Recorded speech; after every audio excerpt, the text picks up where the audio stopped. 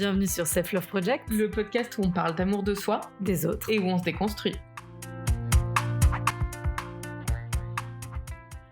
Bonjour à toutes et à tous. Dans ce premier épisode, nous accueillons Chris, 32 ans. Il vient nous parler de son rapport à l'amour, et notamment du fait qu'il n'a jamais eu l'occasion de dire « je t'aime » jusqu'à aujourd'hui. Il partage aussi avec nous ses questionnements sur comment concilier une vie nomade avec une vie amoureuse. On vous laisse découvrir ça.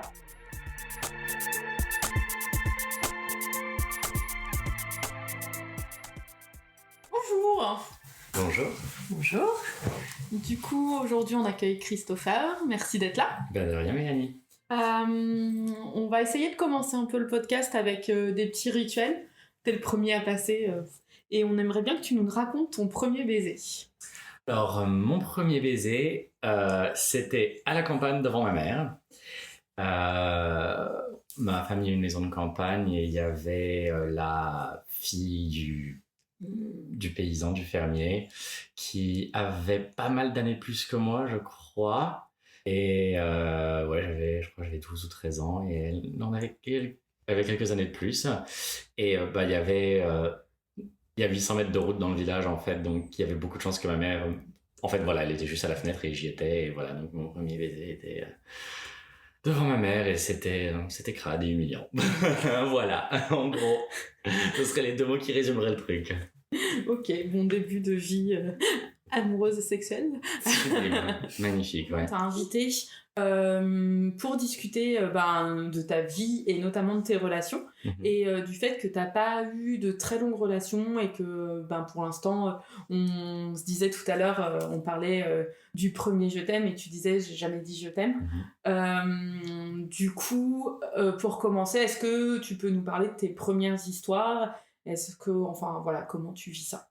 Alors j'ai emménagé à l'étranger quand j'avais 18 ans et on va dire que j'ai vraiment commencé à m'intéresser... Enfin, j'étais un gamin jusqu'à 20 ans en gros, et puis à 20 ans, j'ai commencé à avoir des intérêts amoureux et tout ça.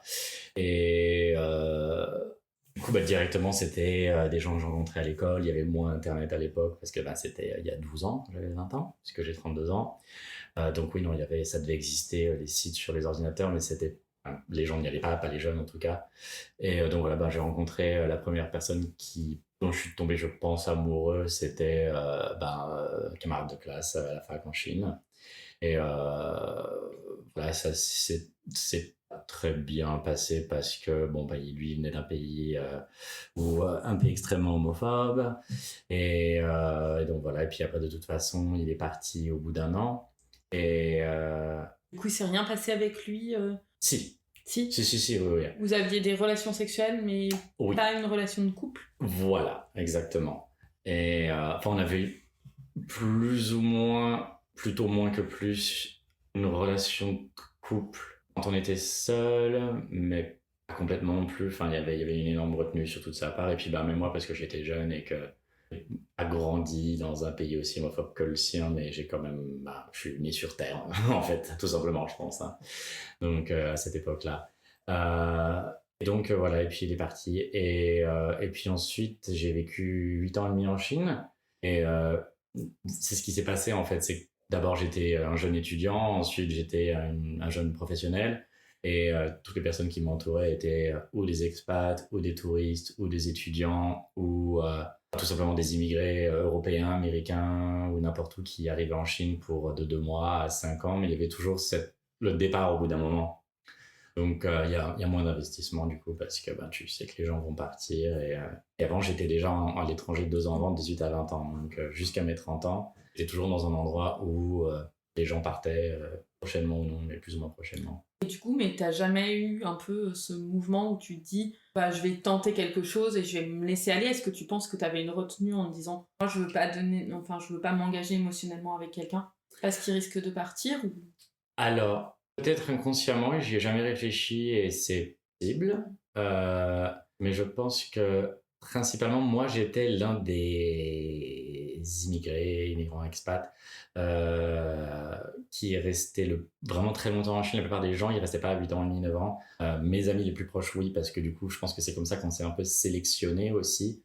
parce qu'on n'était pas là pour 6 mois pour un stage ou parce que Microsoft nous avait envoyé pour une mission de 18 mois, n'importe quoi.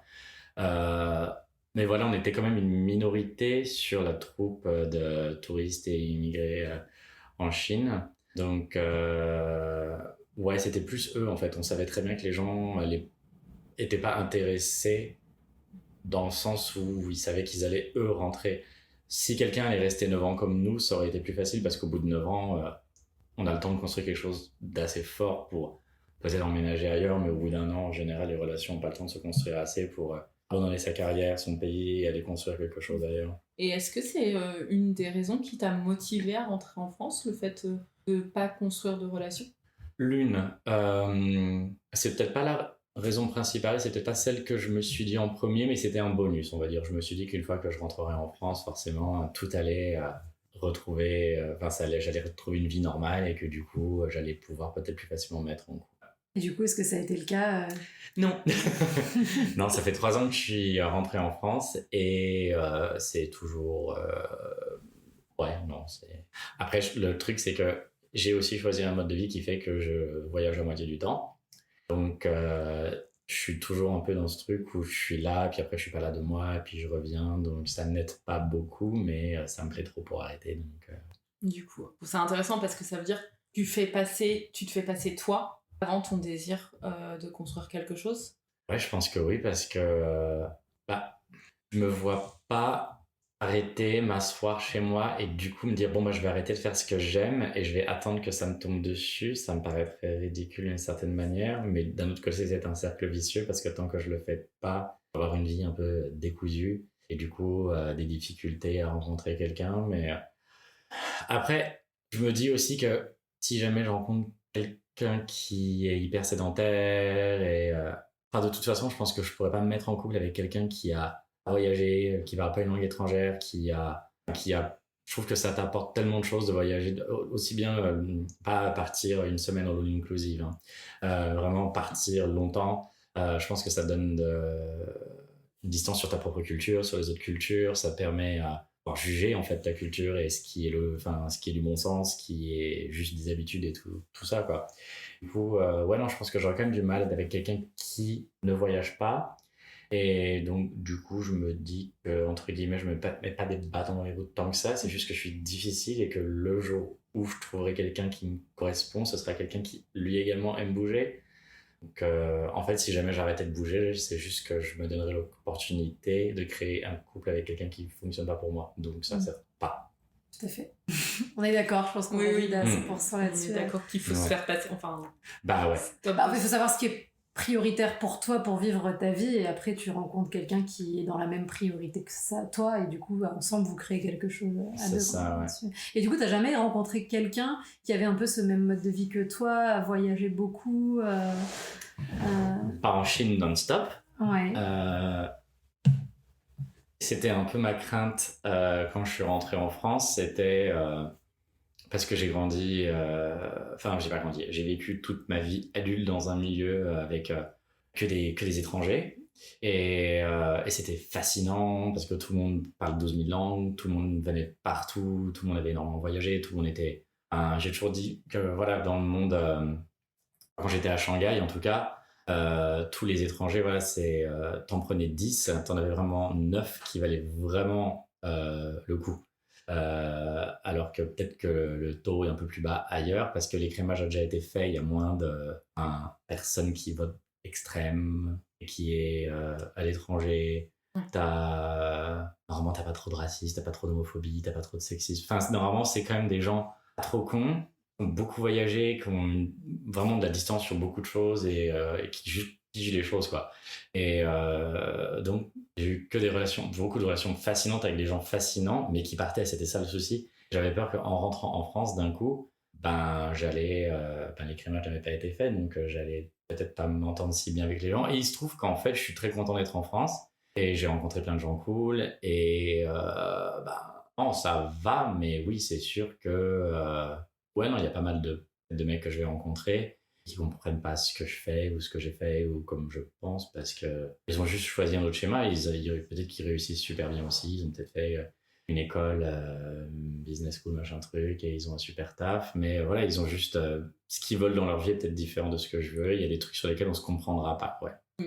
Et est-ce que tu as eu des exemples de début de relation où c'était vraiment quelque chose de bloquant? Ou est-ce que c'est juste quelque chose, t'imagines pouvant être bloquant, ou parce que t'as jamais eu... Enfin, t'as rencontré quelqu'un où c'était foncièrement différent et où ça t'a bloqué? Il y a une personne, je citerai pas le nom, on était ensemble pendant... Ça a duré 6 mois et après ça s'est éparpillé quelques mois de plus. Et on s'était séparés, on est super potes, il n'y a pas de souci. Et 2 jours plus tard, voilà, ça allait.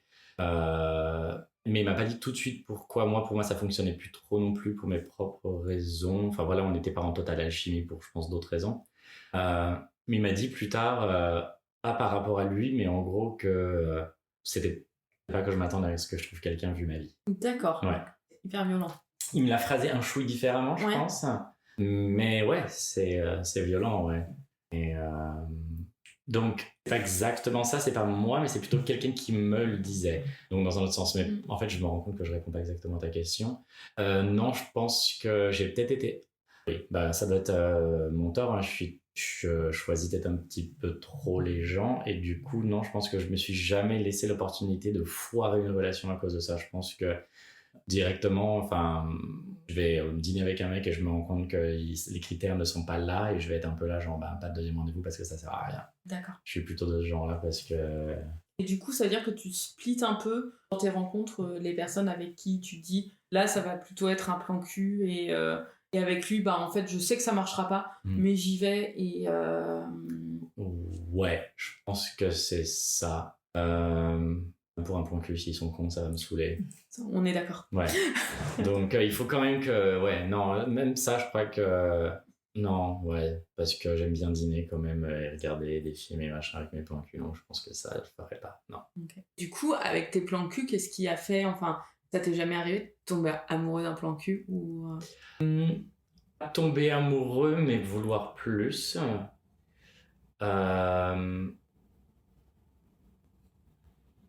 Et c'est vrai, moi, il y en a eu 2, je dirais, depuis que je suis rentré en 3 ans, qui j'aimais bien. Et puis, en fait, c'est juste que je me suis réveillé trop tard et ils ont rencontré quelqu'un au moment où, voilà. Ou c'est peut-être parce qu'ils ont rencontré quelqu'un que je me suis dit, il valent peut-être le coup, qu'est-ce que j'ai foutu, du coup, il m'intéressait. Je sais pas lequel c'est, mais il y a quelque chose de malsain derrière tout ça, clairement. Non, puis sinon, il y en a avec qui je suis devenu super pote et on est juste potes maintenant aussi. Mais non, c'est tout. Du coup, tu disais que t'avais jamais dit je t'aime à personne. Est-ce que c'est parce que t'es jamais vraiment tombé amoureux de quelqu'un au point de lui dire je t'aime, ou est-ce que c'est juste que c'est pas arrivé dans la relation parce que la relation a pas duré assez longtemps, t'as pas osé le dire? Qu'est-ce qui... Mon tout premier amour quand j'avais 20 ans, je pense que je lui aurais bien dit, mais je me le suis pas permis. Après, j'en ai juste jamais eu l'envie. Okay. Certainement pas le temps, dans le sens où ça a pas duré assez longtemps. Après, j'ai eu quelques trucs de 6 mois. Je sais pas si les gens en général disent souvent je t'aime en 6 mois. Alors ça dépend, nous on fait pas du tout partie de cette équipe-là. Mais...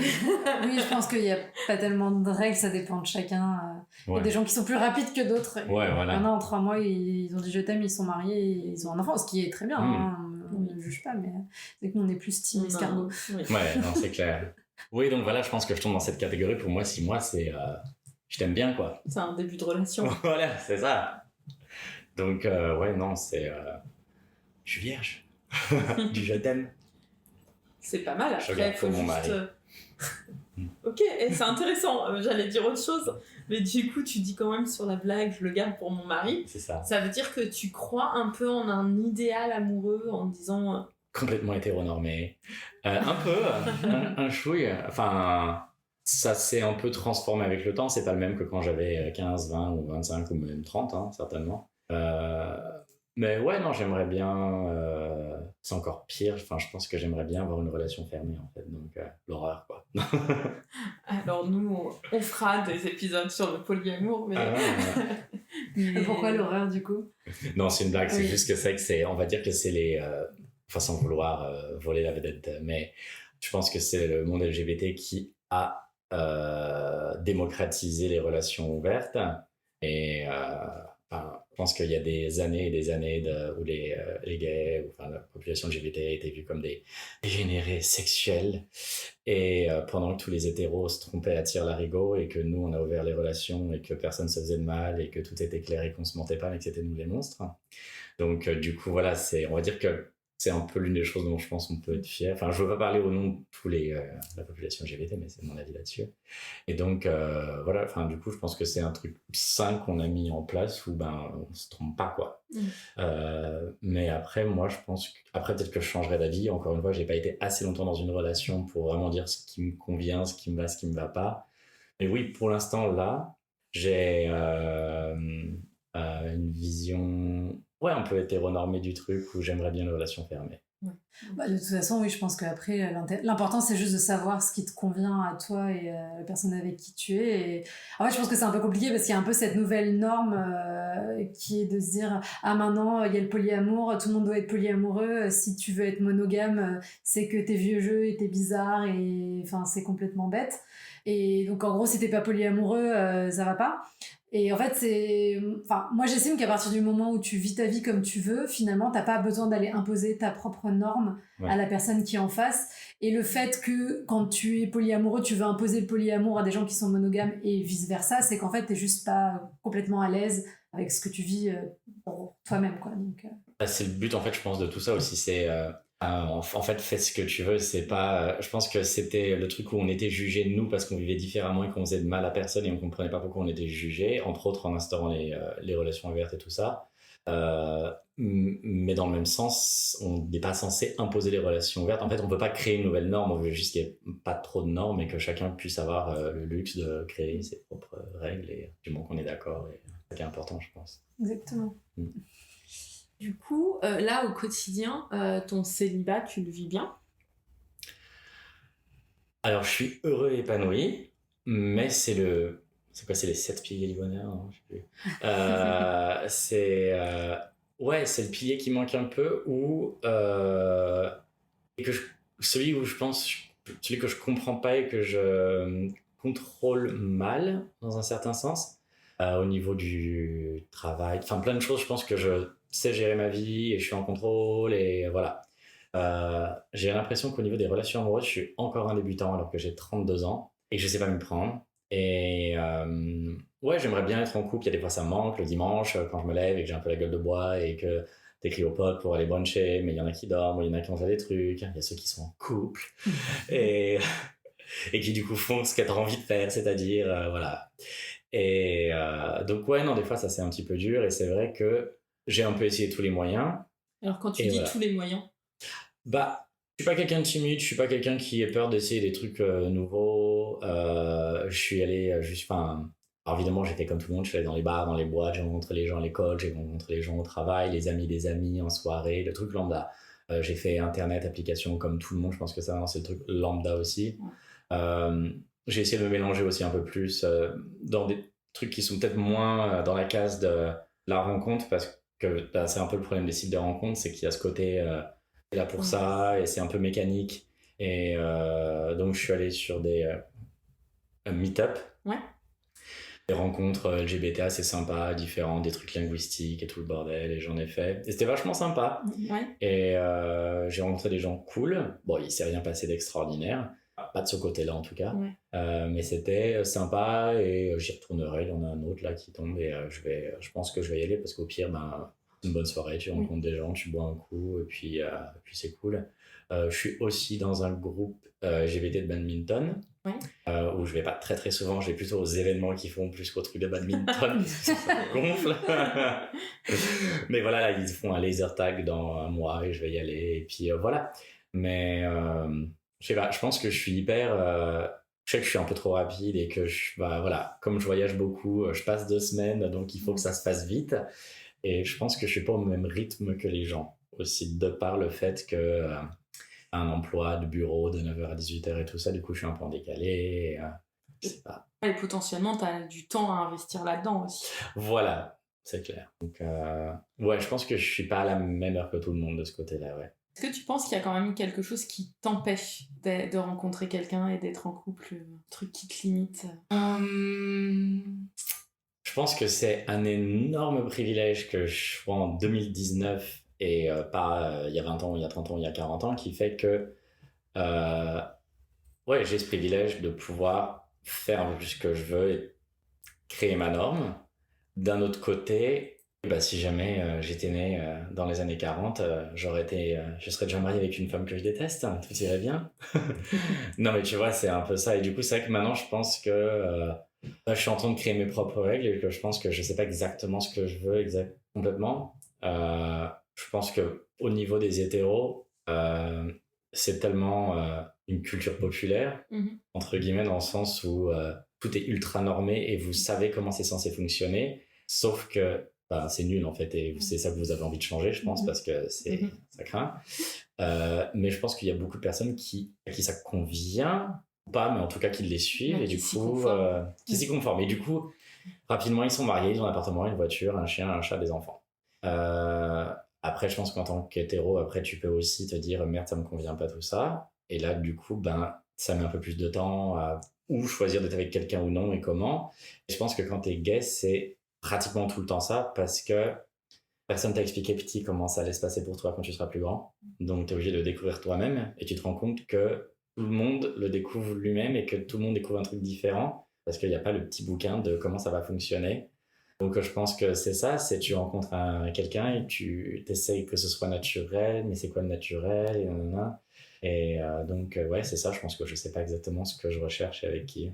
Et est-ce que, en fait, bah, on parlait un peu des normes hétéros, enfin, on les appelle comme ça, enfin, mais un peu cette obligation, tu sens, enfin, nous, en tant que femmes, on sent un peu cette obligation d'être en couple. Là, on est trentenaire, enfin, t'es pas dans une situation qui est, si t'es pas dans une situation qui est ultra figée et que t'es pas sur la voie d'avoir des enfants, enfin, on sent qu'il y a quand même une certaine, même si on est à Paris et qu'il y a plus d'acceptation, enfin, ça reste pas la norme. Est-ce que toi, tu as le sentiment d'avoir cette pression sur le temps, des choses comme ça? Complètement. Alors d'un autre côté, il y a ce truc où comme je suis gay, les gens automatiquement assument que ah bah de toute façon tout ce que tu veux c'est t'amuser, hein, ça va, t'es content. Donc ça c'est la moitié des trucs. Et puis après il y a toujours ceux qui se comportent avec moi comme ils se comporteraient avec quelqu'un qui est hétéro ou enfin c'est horrible quoi. Le ah pourquoi t'es seul? Oh c'est triste. Hein, ouais. C'est t'as envie de leur dire ah ben t'es marié depuis 15 ans et ça se passe mal hein. Oh ouais. Et puis ouais tu te dégarnis hein. Du coup enfin tu vois c'est un peu ça c'est genre si jamais ils pensent que ça me fait souffrir d'être seul et que c'est quelque chose de triste, vu que c'est ce qu'ils pensent, c'est une fatalité. Et quand ils me le rappellent, c'est juste pour me faire enfin, ils font juste du mal, si jamais c'est le cas. C'est un peu la même chose si moi je leur fais ça, ils peuvent rien y faire et c'est comme ça, mais ils me voient pas leur rappeler leur misère. Donc c'est vrai que je pense que c'est un peu épuisant et c'est ce que les gens en couple nous font tous. Après, je pense qu'ils pensent pas à ça, ils veulent pas à mal, mais ils le font parce que, en fait, je pense qu'ils savent pas comment nous parler ou comment nous aborder ou. Bah, je pense qu'en fait, en vrai, enfin, moi j'ai l'impression, après, faut jamais généraliser, mais que les gens qui ont ce discours-là et qui le font, c'est finalement des gens qui sont pas forcément heureux dans leur couple et qui le savent, mais tu sais, la psychologie humaine est ainsi faite qu'on a tendance à projeter ses problèmes sur les autres et que plutôt d'aller regarder dans leur couple et en eux les problèmes qu'il peut y avoir, ils vont aller regarder les problèmes que peuvent avoir les autres ou enfin voilà tu vois il y a un petit peu ce côté là ou peut-être qu'ils disent non mais si j'étais à sa place je serais triste machin mais parce que eux ils sont encore dans une certaine norme où il faudrait absolument être marié 4 enfants à 31 ans et ils se sont pas détachés de ça et ils ont pas forcément peut-être pris leur indépendance affective et psychologique par rapport à ce qu'on pourrait attendre d'eux et du coup dès qu'ils voient quelqu'un en plus qui ose sortir de ça et sortir de ce cadre là ben, tout de suite ça les challenge dans les choix que eux ils ont fait aussi dans la vie et en tout cas moi je vois les gens que j'ai croisés dans ma vie qui sont à l'aise avec ce qu'ils sont avec leur choix de vie quels qu'ils sont d'ailleurs que ce soit d'être en couple de pas être en couple etc c'est jamais ces gens-là qui vont venir te tenir des propos comme ça finalement ou te dire ah t'es seul c'est triste c'est dommage enfin je sais pas si t'as la même observation en fait, mais je pense qu'il y a des gens ben soit ils ont beaucoup de pression et du coup ben en fait ils te rebalancent un peu cette pression parce que ben t'es sur la même timeline qu'eux et du coup ben ils te renvoient hey toi non plus t'as pas d'enfant Donc voilà, et aussi juste pour te rappeler que t'as cette pression et cette norme, enfin. Et voilà, et puis après, il y a ceux qui se disent qu'on a besoin de rentrer dans cette norme, que la société, elle est pensée comme ça, et elle est pensée pour les gens en couple à plein de niveaux. Et voilà, c'est ce que nous renvoie la société à tous les niveaux, quoi. Mais c'est intéressant de se dire, enfin, pour les femmes, on le comprend bien, on a cette date de péremption qui est encore considérée, voilà, enfin. Mais c'est intéressant de se dire que toi, en parallèle, tu sens aussi enfin, cette injonction à être en couple et que ce soit pas normal que tu sois en couple à 30 ans, que tu sois pas en couple à 30 ans. C'est ça, je pense qu'on fait moins chier les hommes que les femmes et on fait moins chier les LGBT que les hétéros parce qu'on est déjà, voilà. Mais c'est quand même là, quoi, ouais, c'est fou. Et du coup, dans toutes ces relations que tu as eues, quand ça s'est terminé à chaque fois, est-ce que c'était toi qui as mis fin à la relation? Est-ce que c'était l'autre personne? Est-ce qu'avec le recul, tu es capable d'analyser et de savoir un peu ce qui n'a pas marché, ce qu'il aurait fallu faire, enfin ce qu'il faudra faire, parce qu'on ne peut pas refaire le passé, mais faire différemment peut-être dans une prochaine histoire ou... Je sais pas. En général, c'est pas pour... Mais je pense que c'était souvent moi qui me suis lassé. Parce que je pense qu'en fait, ça revient au truc que je sais pas exactement qui et quoi je recherche. Et maintenant... Et puis avec le temps, peut-être un peu plus. Mais non, je pense pas que j'aurais fait les choses différemment parce que je pense que jusque-là, j'étais pas mûr pour une relation de toute façon, en fait, pour être honnête. Et parce que, en fait, je pense que je suis toujours en train de me construire en tant que personne aussi. Et professionnellement, je suis au début, j'ai l'impression. Et ouais, enfin, j'ai déjà du mal à me construire en tant que personne seule. Enfin, du coup, oui, à deux, c'est hyper compliqué. Donc peut-être que maintenant, je suis plus près qu'hier, mais voilà quoi. Non, ouais, je pense que je le ferais pas différemment parce que c'était pas le moment. En fait, je pense que c'est surtout, t'as pas fait les choix, tu t'es pas facilité la vie. T'as choisi 10 ans d'expatriation, enfin voilà, du coup tu reviens en France, enfin tu reprends quand même à zéro, et après t'as pas non plus choisi le chemin, je prends un travail de bureau, enfin t'as choisi d'écrire, enfin d'être à ton rythme et d'avoir un peu cette vie, enfin qui te correspond vraiment, mais c'est déjà te connaître, de savoir que tu choisis ce rythme-là. Quand tu dis je commence à savoir ce que j'attends de la personne que j'aimerais rencontrer, ça veut dire que tu la vois comment? Je pense que l'idéal, c'est plus le même. Je pense qu'il est déjà un peu moins hétéronormé, mon truc. Quand je dis mon truc, pardon, je veux dire ma vision de vie, c'est pas le mec. Sinon, il y a des objets. Non. C'est ça, exactement. Mon truc est hyper hétéronormé. Ouais, non, je pense que malgré tout, moi, le nombre de... c'est tout un tas de trucs, mais le nombre de fois où j'ai entendu genre les gays, ça va, mais pas les folles. Nanana. Et du coup, je pense que j'avais quand même moi, en tant que gay, une sorte d'homophobie en moi, comme tout le monde. En fait, tous les gays à un certain moment de leur vie, et je pense des hétéros, c'est certain. Et du coup, il y a pas mal de trucs où moi, je voulais aller dans un schéma hétéronormé parce que je pensais que c'était ça qu'il fallait faire. Si on voulait être un gay bien, il fallait faire ça. Et je pense que du coup, maintenant, je pense que je suis assez en paix avec moi-même, je pense que je comprends assez bien les choses pour que du coup, je puisse rencontrer quelqu'un qui rentre pas dans ce schéma que j'avais préétabli dans ma tête. Mais en tout cas, voilà. Non, j'aimerais bien rencontrer quelqu'un qui soit fun et intelligent et ouais, qui aime voyager, qui soit ouvert d'esprit et ouais, non, c'est clair, pour moi, le voyage, c'est hyper important. Donc, j'ai besoin de quelqu'un qui puisse bouger à tout moment. Et s'il pouvait pas avoir un taf chiant et... si c'est quelqu'un qui peut bouger avec son taf, c'est parfait, quoi. Ça serait... je fais un appel, si... Toi, un digital nomade, quoi. C'est ça. Putain, ce serait tellement cool. Heureusement, ça commence à quand même... Ça vient, il y en a de plus en plus, des gens qui peuvent bosser d'où ils veulent depuis leur ordinateur. Enfin, moi, c'est ce que je fais plus ou moins. Enfin, c'est ça, c'est tu peux être sur une chaise longue au bord d'une piscine et bosser si il y en a de plus en plus des tafs comme ça, donc je trouverais qu'il existe. Est-ce que c'est vraiment un problème d'engagement ou est-ce que c'est juste que t'as pas trouvé la personne qui te correspond? Est-ce que ces personnes, tu penses que t'aurais pu t'engager à un moment donné avec elles ou est-ce que tu sentais que t'avais peur d'aller plus loin et du coup t'as mis fin à la relation au-delà de la lassitude que t'as pu ressentir potentiellement, mais... Ouais, ça s'est jamais fait, quoi. En fait, je suis célibataire souvent, je rencontre pas des gens très souvent. Peu de fois, ça foire vite. C'est horrible, mais c'est ça, quoi. Je pense que je m'y prends mal et que, Et puis je me détache. Enfin, ouais, c'est difficile pour moi d'aimer quelqu'un, quoi. Ouais, non, c'est ça. Je me laisse vite. Mes amis, j'aime leur particularité. Ouais, en fait, c'est un peu ce que j'allais dire, c'est que on a tous beaucoup d'individualité. Enfin, on est tous assez hors normes. Et Je les aime chez mes amis, mais je les aime pas chez mes mecs, ces trucs-là. c'est vrai? Ouais. Ah oui, il y a des défauts que tu serais pas capable d'accepter. Il y en a un paquet, il y a un paquet de défauts, mais pas forcément des défauts, mais des trucs, les bizarreries de mes amis, je les adore, et chez mes mecs, ils m'énervent. Et je sais pas pourquoi, c'est comme ça. Après, des défauts, égoïsme, je pense que je pourrais pas, et lâcheté. Quelqu'un qui est incapable de se remettre en question. Ouais. Ce seraient les 3 gros trucs, je pense, qui ont des... Et quand tu dis des bizarreries que tu serais pas capable, enfin, qui t'énervent, t'as des choses en tête où il y a des fois où est-ce que ta lassitude, elle vient du fait que t'arrives pas à accepter certaines choses et que ça te tape vite sur le système? Alors, attends, parce que moi, je pense à un premier truc, puis après je réponds à ta question. Déjà, je pense que le truc qui vient en plus par rapport aux amis, eh ben, il y a le cul. Et que si ça foire, ça avec tes amis, t'as pas. Et c'est quand même, il y a une chance sur 2 que ce soit nul. Enfin, Ouais. Enfin, voilà, en tout cas, c'est...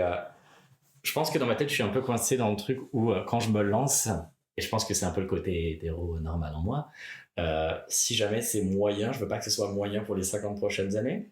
Donc, il y en a un paquet, je pense, où j'étais là genre, ah non. Alors que j'aurais peut-être pu leur donner plus de chance et plus de temps. J'ai oublié ton autre question. Non, mais Ah oui, attends, je vais ouais. rebondir là-dessus, je pense.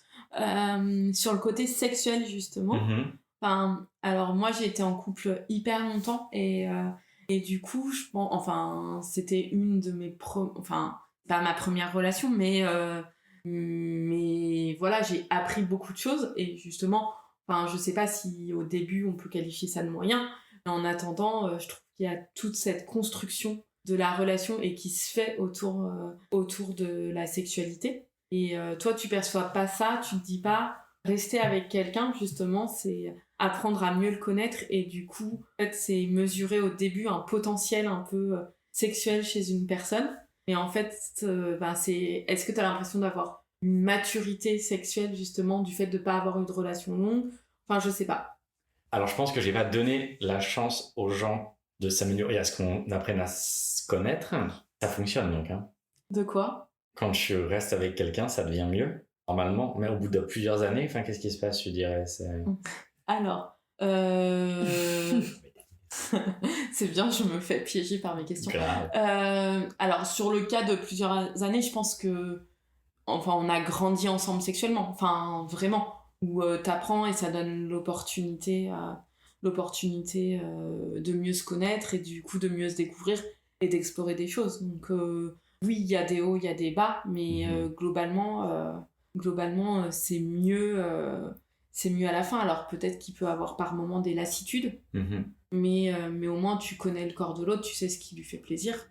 Du coup, tu as un plus grand taux. Et là, sur des relations plus récentes, oui, je pense que c'est quelque chose qui va crescendo. Et voilà, il y a de la place.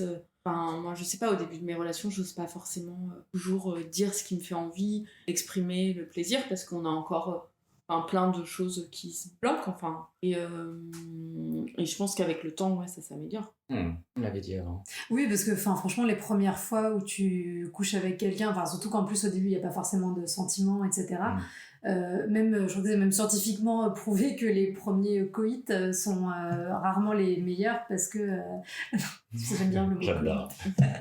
C'est pas forcément les meilleurs parce que tu connais pas trop le corps de l'autre, t'oses pas forcément communiquer, dire les choses, et que en général, plus tu restes... Enfin, en tout cas, je sais que dans les rapports hétérosexuels, c'est sûr et certain que les femmes ont, je sais pas combien de pourcentage de chance de moins d'avoir un orgasme au premier rapport vs les rapports qui suivent, donc c'est quand même qu'il y a une grosse courbe de progression. Mais j'imagine que quels que soient les assemblages humains qu'on peut avoir, dans tous les cas, il y a forcément quand la relation s'installe, qu'en plus les sentiments s'installent, etc. Il y a eu, je pense, une amélioration quand même de l'alchimie, etc. Alors après, évidemment, si t'es à 0, tu peux pas partir à 100 à un moment donné. Mais j'imagine que quand même, si tu t'engages dans une relation sexuelle avec quelqu'un, c'est qu'il y a quand même un minimum et que la personne, elle t'attire. Même, tu disais, même mon plan cul, je veux quand même avoir des choses à lui dire. Donc c'est quand même pas... Tu prends pas le premier mec qui passe parce que tu t'ennuyais et que t'avais d'autres affaires. Donc effectivement, non, je pense que... il peut y avoir si les deux personnes ont envie de construire quelque chose et de faire évoluer la relation dans ce sens-là et arrivent à dire ce qu'elles veulent et exprimer leurs besoins, je pense qu'il y a quand même une marge de progression qui est intéressante à mon avis sur ce truc. Je pense que j'ai beaucoup cherché un clé en main en fait plus qu'autre chose. C'est drôle parce que moi j'aurais tendance à dire que je cherchais un clé en main mais pas d'un point de vue sexuel. D'accord. C'est un des rares sujets où je me dis que le couple il se construit là-dessus. C'est vrai, c'est intéressant. Dans 3 semaines, je suis mariée parce que j'aurais appris tellement de choses. Alors nous, quand même, on te conseille de pas te marier en 3 semaines. Ah, c'est pas comme ça que ça marche? Ah, c'est comme ça qu'il me quitte? je le ramènerai au prochain podcast si jamais. On a hâte. Marié. Marié au premier regard. C'est ça, marié au premier regard. Non, mais... Ouais, après, quand tu dis que tu cherches un clé en main, c'est vraiment juste sur l'aspect sexuel ou c'est sur l'aspect global de la relation? Trop, et je pense que c'est l'une des raisons pour lesquelles je suis célibataire aussi. Hein. Ouais. C'est que c'est clair que le moindre truc là, genre... non, clairement, c'est pas bon. Le moindre truc, surtout au premier rendez-vous, je dirais, si jamais ils font un truc qui me plaise pas, ils disent un truc qui me plaise pas, ils disent une connerie, ça va m'exaspérer et c'est fini. Ah ouais. Je suis un peu comme ça et c'est un peu le truc clé en main. C'est des fois ça vaudrait peut-être le coup et c'est marrant parce que j'ai eu un deuxième premier rendez-vous cette semaine avec un mec que j'avais vu il y a 1 an. Je crois qu'aucun de nous deux ne se rappelons vraiment pourquoi il n'y a pas eu de deuxième rendez-vous. On a redîné ensemble et c'était pas mal. J'ai tendance à dire que le premier rendez-vous, et je le répète souvent à Claudia, pourquoi vraiment c'est que le premier rendez-vous, il sert uniquement à savoir si on a envie de revoir la personne une seconde fois. Pas de savoir si on va passer sa vie avec elle. Et s'il a une dent qui est gâtée et qui pue. Voilà, si c'est un de tes critères. Mais je pense qu'il faut essayer de pas trop projeter dès le début. Et peut-être, enfin, moi, là, de ce qu'on discutait, et ça me fait penser à des discussions qu'on a souvent, c'est de se dire potentiellement, c'est bien de savoir un peu ce que t'attends et ce qui est vraiment important pour toi chez quelqu'un, mais c'est aussi de comprendre pourquoi tu recherches ça. Et je pense qu'un bon exercice, c'est un peu de l'écrire, de se dire voilà, parce que ça te permettra aussi de voir peut-être des choses, des critères un peu superficiels que tu te gardes en tête et qui fait que ça te bloque potentiellement pour certaines choses, alors que c'est pas des choses qui sont essentielles pour toi. Et je pense qu'il faut aussi laisser le droit de se dire dans une relation, j'ai pas quelqu'un qui correspond 100% à mes attentes, mais par contre, il répond aux besoins primordiaux que j'ai dans une relation. Et après, je pense, mais ça c'est quelque chose de global et on a tous tendance à le faire, c'est pas attendre trop d'un premier rendez-vous et pas attendre trop d'un second, et pas attendre trop d'une première nuit, ni d'une seconde nuit. C'est... Mais bon, après, c'est sûr que c'est compliqué, hein. C'est d'arriver à prendre suffisamment de recul, mais en même temps, quand t'es quand même dans l'attente de rencontrer quelqu'un, etc., c'est difficile de prendre du recul, parce qu'en même temps, je pense qu'on est un peu pareil, c'est-à-dire que si t'es pas investi dans la chose, tu préfères être tout seul que de te faire chier avec quelqu'un qui te donne pas envie d'y aller, quoi. Et moi, je suis pareil aussi, c'est-à-dire que j'ai tendance à avoir besoin d'être... Après, moi, je m'investis beaucoup, et des fois très vite. Après, je me désinvestis aussi très vite s'il faut derrière, c'est pas grave, mais voilà, j'ai besoin de savoir que j'ai vraiment envie, parce que sinon je préfère rester dans mon salon à lire un bouquin, quoi. J'ai pas besoin de gens pour peupler mon temps, donc je pense que toi c'est pareil. Donc du coup ça met un niveau d'exigence au-dessus. Mais en plus je pense que pour rebondir sur l'exercice d'aller réfléchir ce qui est vraiment important, il y a aussi aller creuser aussi, transformer un peu les qualités que tu attends chez une personne en comment tu as envie de te sentir. Tu vois, par exemple, moi je sais que c'est un exercice que j'ai fait, et tu vois, par exemple, j'avais mis que je voulais quelqu'un de bienveillant, et j'ai transformé le je veux quelqu'un de bienveillant en je veux me sentir en sécurité affective, je veux me sentir comprise. Et en fait, je pense que malgré tout, le fait de transformer une qualité en ressenti, ça paradoxalement désintellectualise un petit peu et du coup t'es moins dans une espèce de liste à cocher genre ok il est bienveillant, non pas, et du coup tu vas plus te concentrer sur ok qu'est-ce que je ressens, bah peut-être qu'il est pas exactement bienveillant et que c'est un autre mot et que c'est autrement, mais en fait il me fait me sentir en sécurité. D'accord. Et du coup, ça peut permettre potentiellement, peut-être, j'y travaille aussi, donc je ne sais pas si c'est... Mais tu vois, de sortir un peu de sa tête, parce que c'est le plus difficile, à se dire, ok, non, mais là, ça va pas. Moi, je suis comme ça, un premier date, je suis là, genre, ça va, ça, non, oui, et tout. Et d'être vraiment dans le ressenti, d'essayer de s'ancrer un peu dans le moment et dans ce que la personne, elle t'apporte en termes d'énergie aussi, je pense. Mais voilà, Puis après, je pense sur les bizarreries et les défauts, c'est aussi faire un pas, de se dire, ok, moi j'identifie enfin ce défaut-là. Est-ce que c'est quelque chose avec lequel je peux vivre assez longtemps? Et en fait, on se dit, oui, moi je suis capable d'aimer cette personne avec ce défaut-là. Du coup, c'est aussi pas forcément chercher quelqu'un qui est parfait. Quelqu'un qu'on puisse aimer avec ses défauts. Oui. Je ne l'ai pas persuadé parce que vous ne voyez pas sa tête. Et là, il a imaginé un défaut, je pense, un peu chelou. C'est ça. En fait, je suis complètement d'accord avec vous deux. Je sais que ce serait bien, idéalement. Je ne sais pas encore comment faire. Mais non, mais je vais peut-être essayer de... Ça pourrait être ma mission pour mon prochain premier rendez-vous, de me dire, il n'y a pas mauvaise haleine. Et rencontrable une deuxième fois, et puis on verra plus tard. Oui, c'est ça. Je pense que je suis trop dans le côté pragmatique de ça sert à rien, c'est une perte de temps de le voir une deuxième fois parce qu'un autre mercredi, je pourrais aller faire ça plutôt. Mais oui, moi je comprends parce que vraiment je suis pareil. Donc moi je vais un peu instaurer cette règle à partir de maintenant. S'ils entendent, ils vont trouver ça hyper. Mais non, mais tu vois, de me dire ok, premier date, qualifié d'office au deuxième date pour éviter d'avoir ce truc où je vais me poser des questions pendant 1000 ans. Peut-être que déjà en renvoyant d'office la personne une deuxième fois, tu vois d'autres choses que tu n'avais pas vues et qui font que en fait ça va, tu vois. Parce qu'en plus il y a ce truc qui est vachement dur, en 2-3 heures tu peux pas capter toute la personne, voilà, donc des fois qualifié d'office potentiellement pourquoi pas, après dire t'as pas grand chose à perdre, c'est une soirée, mais après tout voilà, enfin moi je pense que sur un premier date, hormis les grands red flags qui sont identifiés, et toi il y en a certainement certains qui sont identifiés, je sais qu'on a identifié beaucoup nos red flags de nos relations précédentes parce que on sait ce qu'on veut pas, mais en fait là j'ai envie de dire faut peut-être un peu se brûler les ailes pour savoir aussi ce que t'attends, parce qu'en fait j'ai l'impression que quand même une vision assez prince charmant et peut-être que voilà, aussi admettre, enfin moi j'adore ça chez toi, que tu sois heureux tel que t'es et que tu sois pas dans cette quête, mais on sent que ce serait un peu quand même la cerise sur le gâteau. Carrément. Du coup là-dessus c'est intéressant parce que tu apprends à te connaître, et apprendre à se connaître c'est aussi savoir ce que tu veux vraiment. Et... Tout à fait, ouais. Il viendra. On va te mettre une chanson de Disney en... Exactement. Pocahontas. Ah non, il avait 40 ans, on en avait 14, je crois. Mais ouais. Ok. Bah écoute, merci beaucoup d'avoir été notre cobaye pour ce premier... Pour les auditeurs, je pense qu'on espère que vous serez nombreux. On est en train de se chercher, ça se sent, je pense, au niveau de l'interview. Mais on a été ravis de t'accueillir. On espère qu'on t'a pas traumatisé avec nos questions. C'était très sympa et je reviendrai avec plaisir avec l'homme que j'aurais trouvé après tous les conseils que j'ai eus. Sache qu'on est à ta dispo. Ce sera d'ici l'épisode 3 ou 4, donc pour le mariage. Merci beaucoup. Merci à vous deux. Merci. Bonne soirée. Bonne soirée.